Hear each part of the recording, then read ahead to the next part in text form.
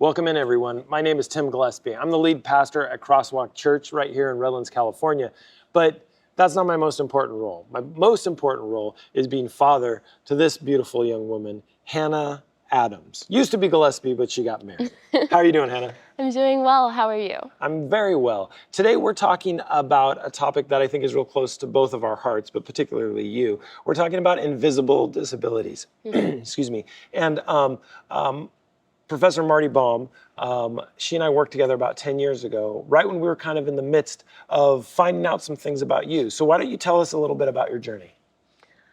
Okay. So I am a student with dyslexia, and it took kind of a long time to get there. I think the first time I really noticed difficulties at school was with learning at an early age. I think second grade is when there was some marks that I wasn't meeting for kind of where students should be in a second grade level. And I believe that's the first time I got sent for testing. Right. And we began to understand that, you know, there's these 50 sight words that you're supposed to learn, and you were just having trouble learning them.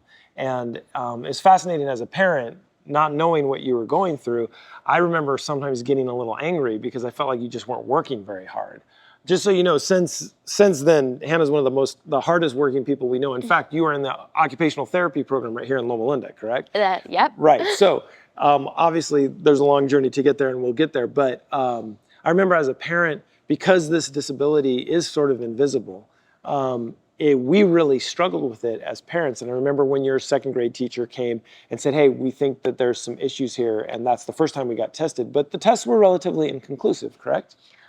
Yeah, I remember they were inconclusive, and I just remembered really struggling with the Friday spelling test, having to memorize these words.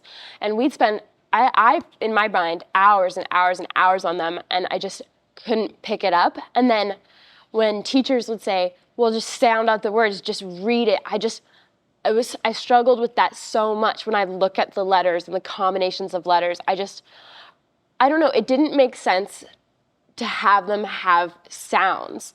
And that was something I really struggled with, as well as just kind of interest in it because it was so difficult. And I also remember something that was a challenge, and I believe the teachers pointed out to you guys, was my handwriting was very, very poor. Right. Which I felt like could have been genetic because my handwriting is horrible. But it was more than that. And how did that make you feel at the time? In second grade, I feel like I just felt, and throughout early elementary, I felt really dumb. Right. I felt really stupid. My peers were reading and really excited about reading and excited about school. And I think the only thing I was really excited about was like pretending to play cats and pretending to have baby dolls and playing with my friends. And so I just remember like waiting for recess to come and waiting for it to be the weekend. And I remember dreading school. Right. And so we kind of continued on. We've got a limited time, so I want to make sure we forward the story. Continued to be a struggle. We took you out in third grade. We did homeschool for a year, then put you back in third grade, so you lost a year. That had to have been difficult socially, certainly, as well as educationally, to go back. But you were doing a little bit better. You always did okay, right? You never top of your class, but never the bottom of your class. You had to go out for resource. You went to an Adventist school right here, so you'd go out for resource. That almost felt like a punishment sometimes. Yeah, I remember being just really embarrassed that I had to leave class. And I remember kids would ask me where I was going and what I was doing, and I'd sometimes walk in the middle of story time or between activities. The schedule was that I was pulled out for when it was convenient for the teacher and not necessarily what was like socially acceptable, in fourth grade. And then it was really hard to be set back, especially in a small school where everybody knew who the kids are who were set back. I do feel like at that point, because you said I was doing better, that's when I kind of started to foster my love of stories, not reading. Right. I would never say reading, but my love of stories. Like with the Junie B. Jones and Ramona and Beezus and Warrior Cats and Harry Potter and all that kind of stuff. Right. So let's fast forward a little bit more. You're in sixth grade now. No, you were in fifth grade, and we decided maybe it's time for a change of school. It seemed like the resources at the school that you were at weren't working as well as they could have. They kept doing things like, B's and D's, and that wasn't really helpful for you. One of the things I consistently remember, or I remember like it really impacted me, is there's that paragraph that is a dyslexia paragraph that if you've ever seen on the internet, the words are kind of shaking and moving and changing. And I remember showing it to you and saying, hey, Hannah, what does this look like to you? And you said, what? Like, it's just what you see every single day. So you're in fifth grade. We're finishing the fifth grade year. Again, you're doing okay, not great. We decided to move you to a different school, a Montessori school, which was, it's called the Grove right here. Started out as a farm and then the Grove in high school, right here in Redlands. How was your experience with a kind of an alternative learning style? Well, it was awesome. I just was really engaged with the environment that the school was in. All the teachers were willing to work with me because it wasn't this private, this is how we do it institution. All the teachers wanted to work with me, even if I didn't have a 504 letter, which is the ADA protected accommodations, because my testing was so inconclusive. And even when we transferred to that school, my testing came back inconclusive. Right. I remember a conversation we had with the resource teacher there, and she said, well, Hannah's not dyslexic because she's doing okay. I remember that conversation directly, and we were like, no. Hannah's way smarter than what she's testing. And I remember her looking at us like, oh, parents. Oh, sweet. You always think your kids are so smart, but we knew you were smart. Yeah. And we knew that wasn't being reflected. Thank you. Oh, no, of course. We knew that wasn't being reflected. And so we continued to get another battery of tests. Yeah. I think something about the Montessori education, just to go back to that real quick, that was really helpful is we had a lot of Socratic seminars. So we spent a lot of our time not just reading and interpreting and rewriting, we spent time engaging the material in other means, such as projects and the Socratic seminars. And I had really supportive peers there too. And then we went back for that second round of testing. And I was at a point where I was so in love with school, and I had so many resources that, again, I feel like my results were inconclusive and difficult to read for some of these, again, standardized institutions, because I am engaged in school. I love learning. I love being around people. I will read. Right. I don't have this hate. Right. I think that was really hard, and I know that's some kind of atypical because I was being relieved a lot of the frustration of having dyslexia because I was in an environment that fostered me. Right. Which is important, but we still didn't have a dyslexia diagnosis yet, which is fascinating because now we're in your sophomore year of high school, and you have a quote that you quoted to me just right before we started that I think is really important for everyone to hear. So I'm gonna have you say it. You ready? Okay.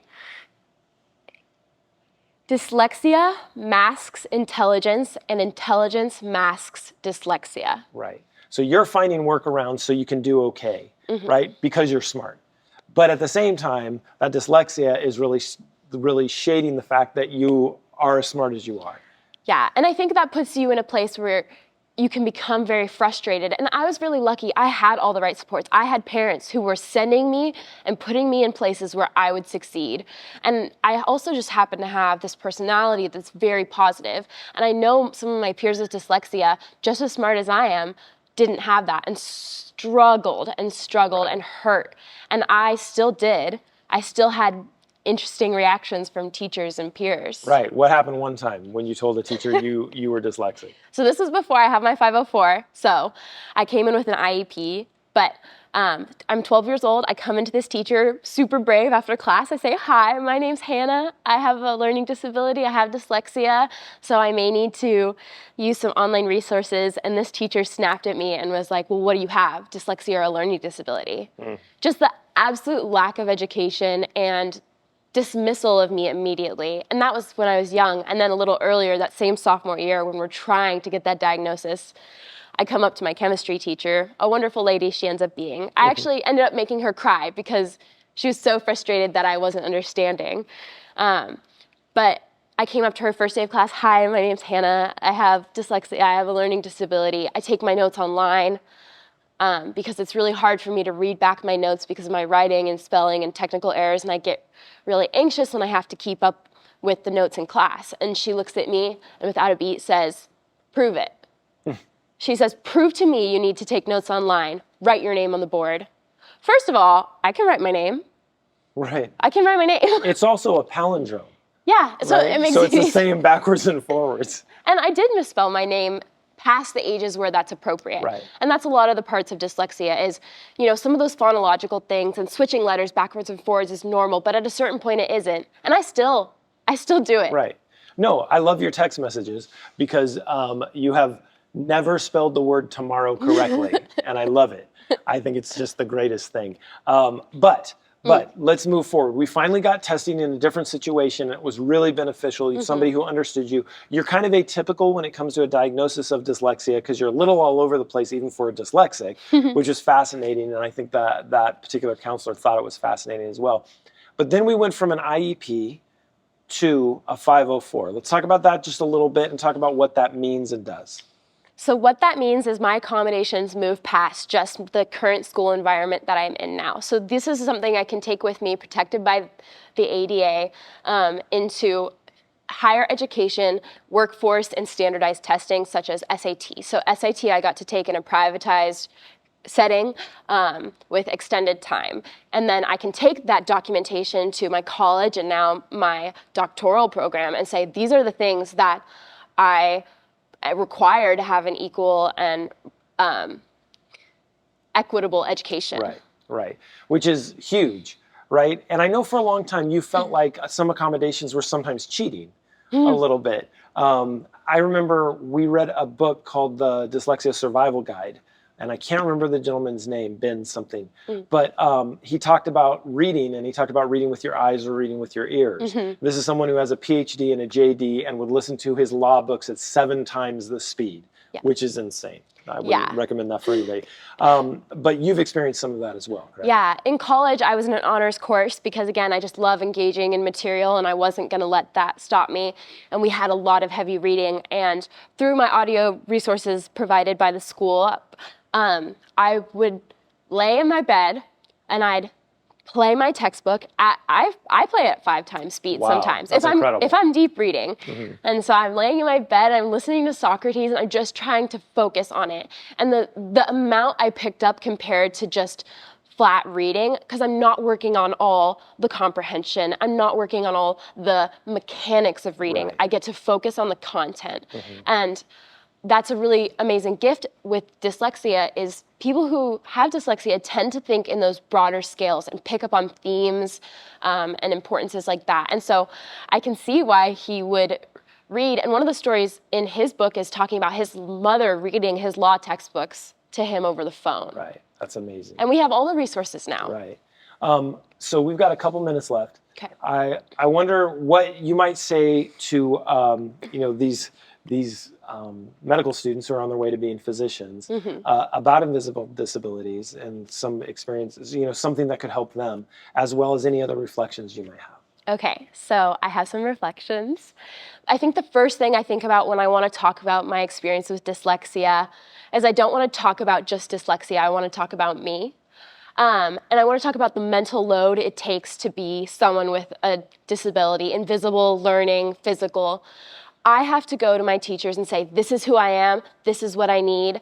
I have to say that 2 weeks prior to an exam. I have to always be on top of it or it falls on me. And no one, I have to be responsible for that, and it's exhausting. School is tiring more than it would be for an average student, and I think that is a huge deal. Yeah, someone has dyslexia and you're like, oh, okay, yeah, you can't read, but it's more than that. There's years of damage because of the struggles that you've had to have, and that can be a large scale. And I also want to reiterate that just because I'm dyslexic doesn't mean I don't love to read. Right. I love to read. I love stories. I love education. And I will never give that up just because it's hard. Right. But I think you also have to understand that there are people who will really have challenges with that. But just don't assume you know their story because you have a diagnosis. Right. Last thing, one thing to say directly the will-be physicians? Something to say directly to the will-be physicians. I think just really listen to people and hear what they have to say. I think your assumptions, although maybe clinically correct, I think really listen, because especially when it comes to something so invisible, I think there's more things that are underlying that you may not hear about, like the anxiety and the stress and the fatigue and just some of these things that aren't associated with that. Kind of the trauma journey that they've been on, that informs a lot. You did one thing very, very practical, because you have always struggled with your left and your right, and I just didn't want to miss this.